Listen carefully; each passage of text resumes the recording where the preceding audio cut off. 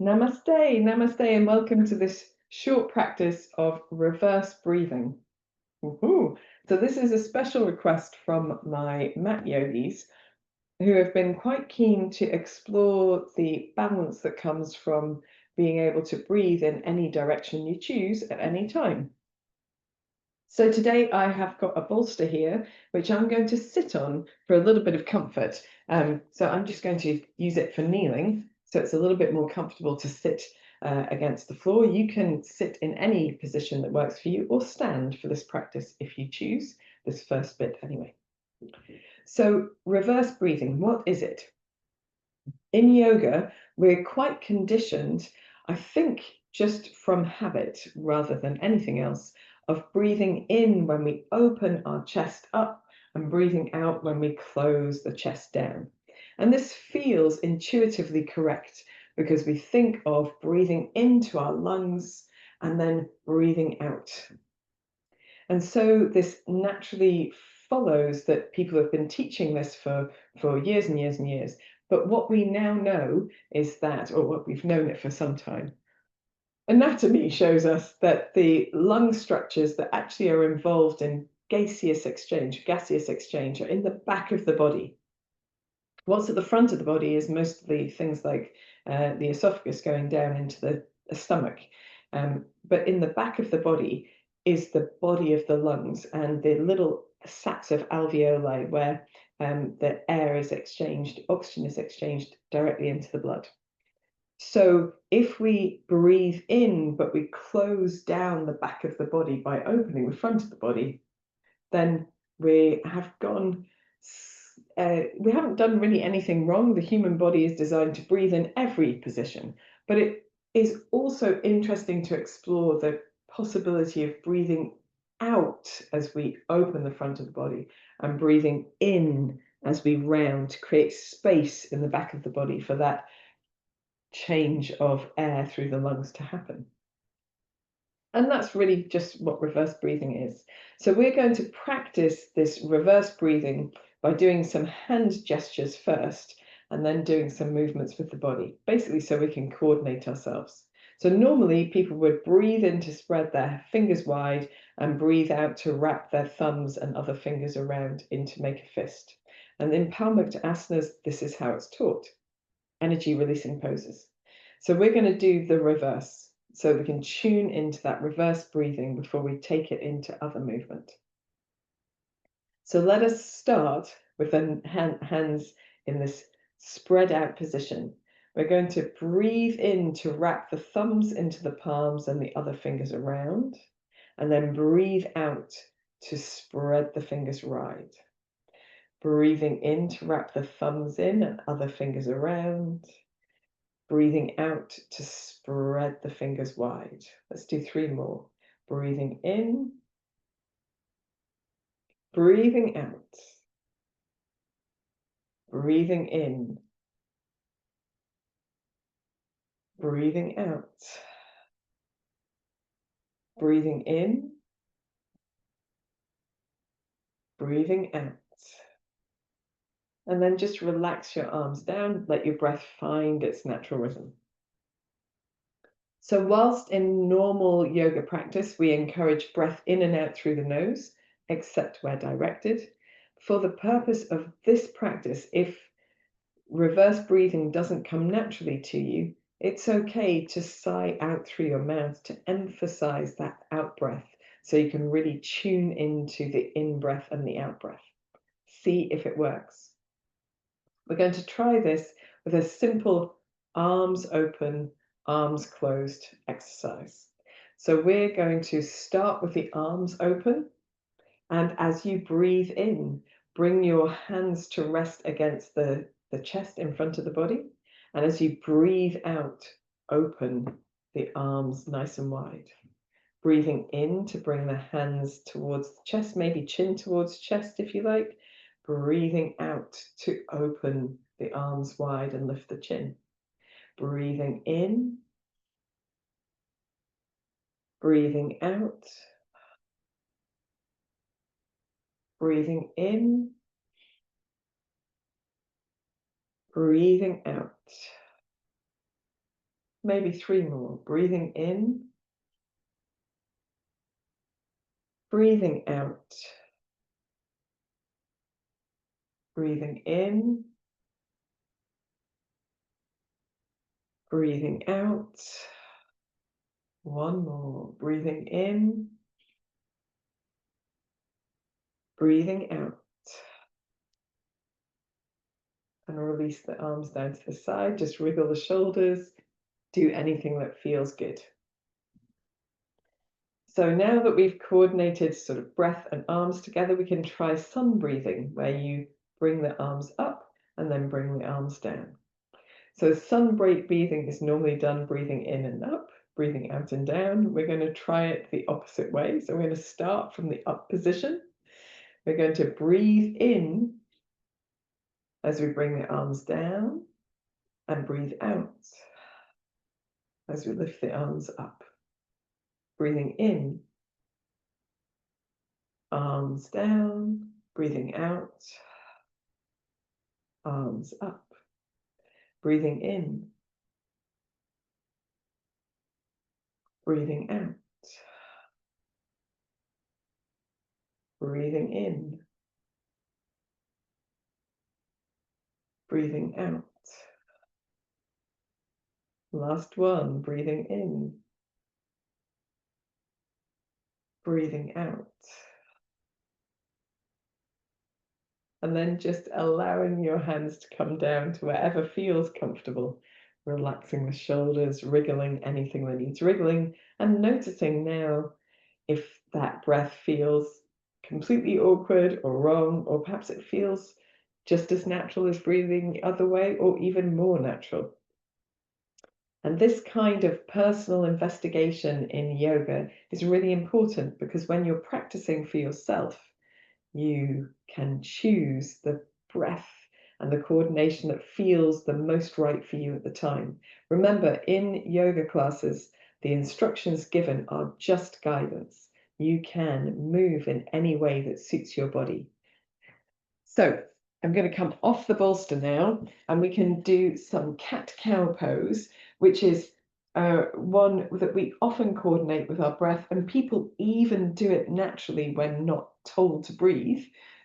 So let's try this, and we'll try it the unusual way, reverse breathing, and then we're going to try it normally, or not normally, but the way normally people breathe, and then the reverse again.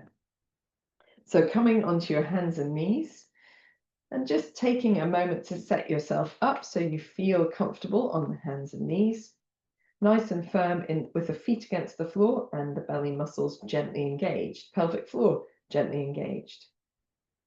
So normally we would breathe in as we come into cow pose and breathe out to round through the spine in cat. So we are going to do the reverse.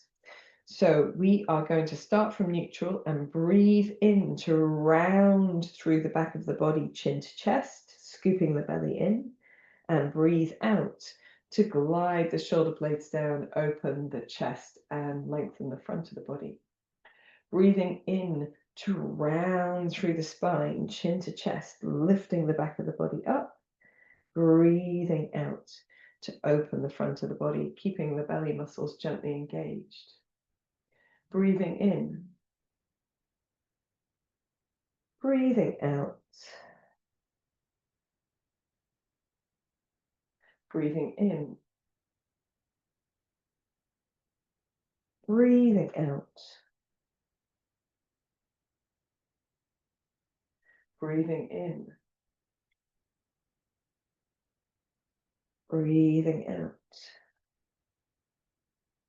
This is 5 breaths. Let's take a moment to take the weight off the wrists, shake everything out that needs shaking out, and just notice the effect of your practice. I find, personally, the more involved the movement is, the more challenging it is for me to coordinate it with my breath in the reverse direction. But I've been practicing yoga for well over 20 years now, teaching for 20 years, but practicing for well over 20 years. And so we become quite conditioned to our habitual patterns.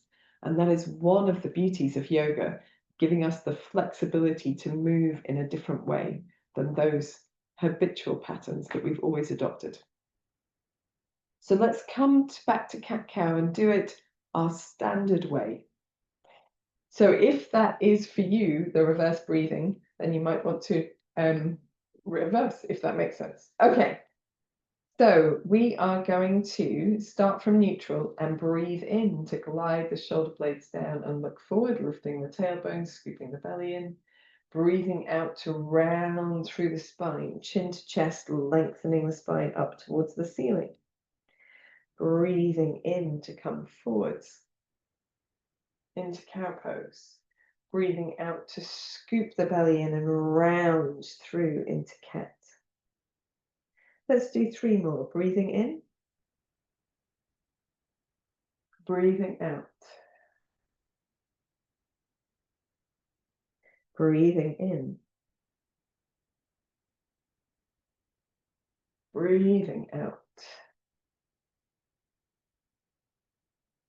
Breathing in. And breathing out.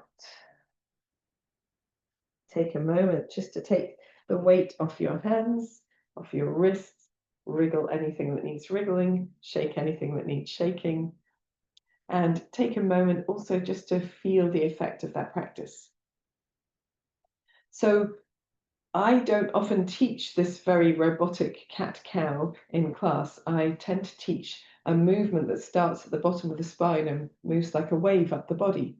And for some reason, that can really help with our breath. So we can try that now. If you're not familiar, perhaps watching before you join in. So we're going to go back to reverse breathing. But this time, our movement's going to start from the base of the spine and ripple up the spine like a wave, starting from the base of the spine and rippling up. So we will start from our neutral spot.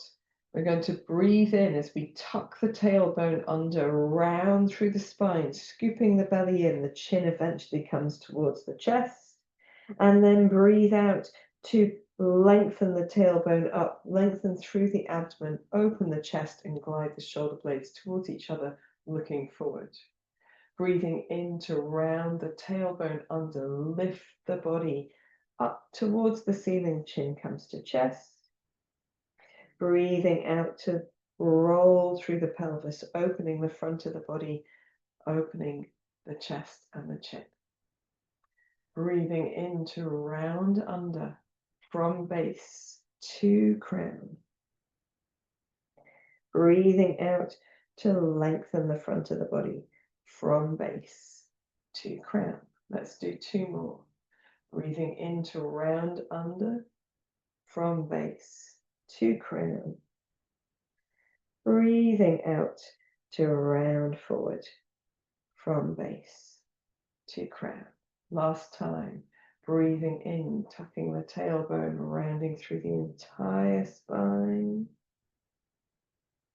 Breathing out, opening the front of the body, lengthening the crown of the head forward. Take a moment to rest either in child's pose or perhaps by kneeling upright, taking the weight off your hands, softening that space between the shoulders, noticing the effect of your breath, of your movements, of your practice. Whenever you feel ready to come into an upright position, you might like to do something for your wrists or just simply be for a moment and let the breath settle.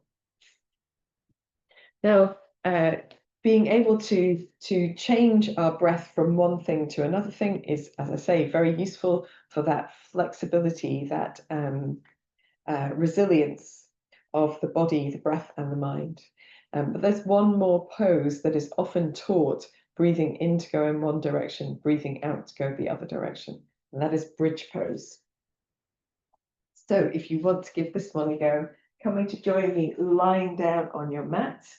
And we're just going to rest for a moment with the feet on the floor and let the back of the body find the floor. Maybe even the backs of the hands finding the floor as well. Have that sense of letting go of the effort that you've made so far in your practice. So we want a muscle softness to happen here. And then finding your breath. Perhaps it's useful here to roll the head from one side to the other a couple of times. You're not trying to get the head as far as it goes. It's just a gentle release across the back of the neck and the shoulders. And then when you're ready, you can bring your elbows down on the floor so that you've bent your elbows, your palms facing each other across the body. Roll the back of the arms, the shoulders, the shoulder blades into the floor and gently press the head down. So here we're firming our feet into the floor and we are going to breathe in here and then breathe out to lift the hips off the floor to wherever they naturally come to. Breathing in as we release the back of the body down into the mat, hips finding the floor. Breathing out to lift through the front of the body, pressing into those spaces in the back of the body. Breathing in to release down. And just coordinating your breath and movement. Breathing out to come up into your bridge pose, wherever that happens to be. It doesn't need to be high. Breathing in to release down. Breathing out to release up. Breathing in to release down. Let's just do one more of these. Breathing out and up. Breathing in and down. When you're ready, just softening your body, maybe lengthening your legs, maybe giving your feet a little shake from side to side or a little pivot of the foot at the heel to roll the ankles. And we're going to finish this practice with one last reverse breath. And that is the stretch we sometimes do here lying on the floor. It's normal for us to breathe in and stretch the arms over the head and breathe out the arms back down to the side. So we're going to reverse that, of course, today. So if you like, you can press through the heels and press your low back down into the mat as you do this practice, or you can relax your feet a little bit more because it's not the primary focus of our practice, or point your toes if you prefer. So breathe in with the arms down by your sides. As you breathe out, reach your arms up and over the head. Doesn't matter if they don't reach the floor. Breathing in to draw the hands and arms back down to your sides. Breathing out to reach up and over, stretching into the fingertips, stretching into the feet. Breathing in to draw the arms down to your side. Breathing out, reaching up and over. Breathing in, arms down to your side. Let's do one more. Breathing out, reaching up and over. Breathing in, arms down to your side. And when you're ready, you can breathe out and draw the knees into your chest. Hug them towards you. Make any movements that feel good. In your own time, just rolling to one side and coming up to sitting again. So I hope this has been a useful practice. Perhaps you've noticed that it's harder to make your movement last for the length of your breath or vice versa. So marrying breath and movement together is an important part of some practices. And so if that's the case and reverse breathing is something you're still practicing, you might not want to focus on it when you need to coordinate breath and movement together. But it's useful every once in a while to be able to breathe the reverse. And there are lots of practices where we breathe in again, breathe in again, and then exhale. So those sorts of practices become more accessible the more flexibility you have in your breath. So bear that in mind for your future practice. If you've got any questions, please let me know, and I look forward to seeing you for another practice. Namaste.